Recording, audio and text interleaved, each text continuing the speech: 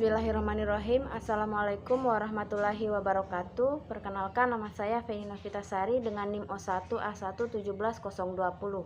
Pada kesempatan kali ini saya akan memenuhi tugas biokimia farmasi untuk ujian tengah semester kami.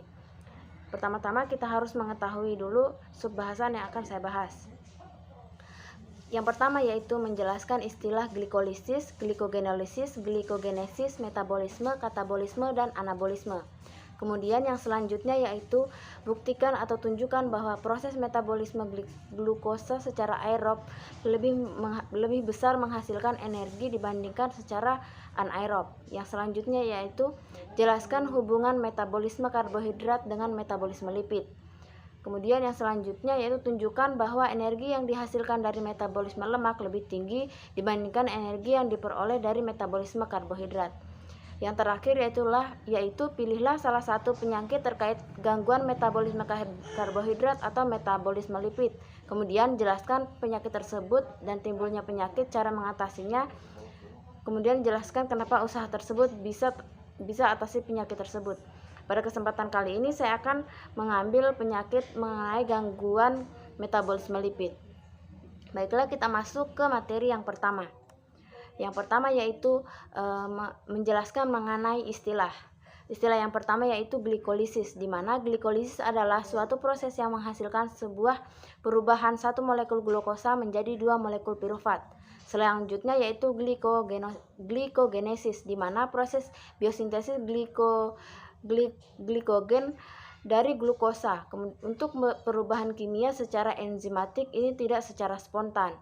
Yang selanjutnya yaitu glikogenolisis, di mana glikogenolisis yaitu pemecahan glikogen menjadi glukosa. Kemudian metabolisme. Metabolisme adalah seluruh reaksi biokimiawi yang terjadi di dalam sel tubuh makhluk hidup. Yang selanjutnya anabolisme, di mana anabolisme adalah pembentukan molekul-molekul kompleks di molekul sederhana. Yang terakhir yaitu katabolisme. Katabolisme adalah penguraian molekul-molekul menjadi molekul yang sederhana. Baiklah, kita masuk ke materi yang selanjutnya, yaitu metabolisme aerob dan anaerob. Saya akan menjelaskan respirasi aerob, di mana pada respirasi aerob mengalami 4 tahap, yaitu yang pertama tahap glikolisis, di mana tahap ini molekul glukosa pada glikolisis berupa 2 molekul ATP, 2 molekul asam pirufat, dan 2 molekul NADH.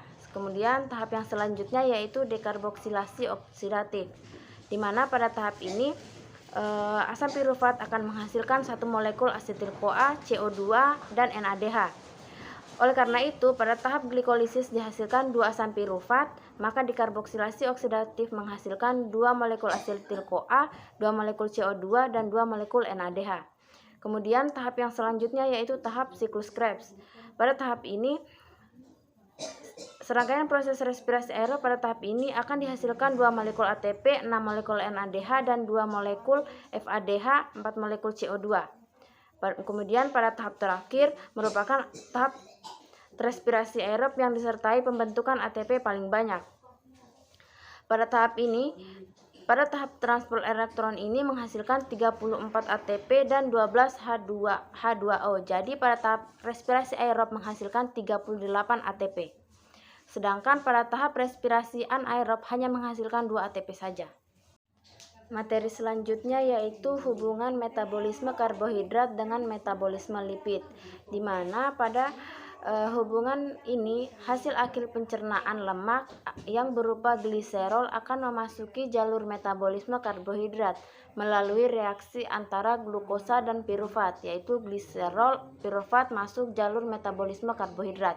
Sementara itu, hasil akhir pencernaan lemak yang berupa asam lemak akan mengalami beta oksidasi menjadi unit-unit terdiri atas 2 karbon, yaitu 2C.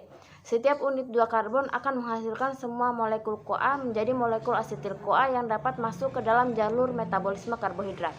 Itulah tadi hubungan antara metabolisme lipid dan metabolisme karbohidrat.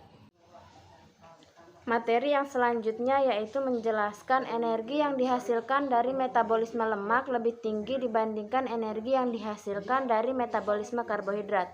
Baiklah, yang Saya akan menjelaskan metabolisme lemak terlebih dahulu, di mana pada metabolisme lemak asetil-CoA akan masuk ke dalam siklus Krebs yang masing-masing akan menghasilkan 12 ATP, sehingga totalnya adalah 5 kali 12 ATP sama dengan 60 ATP.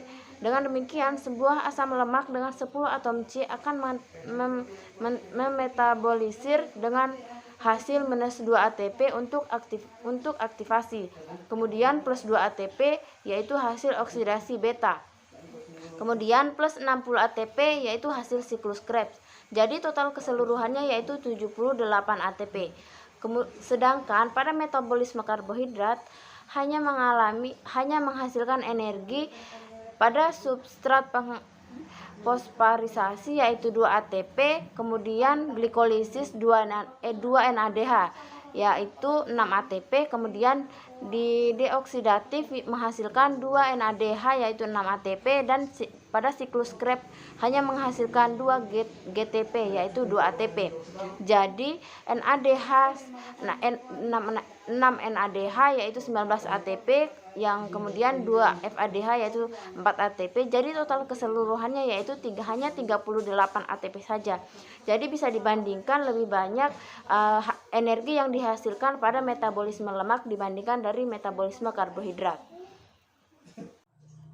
Baiklah, yang selanjutnya yaitu penyakit terkait gangguan metabolisme lipid, yaitu penyakit Wolman. Penyakit ini yang telah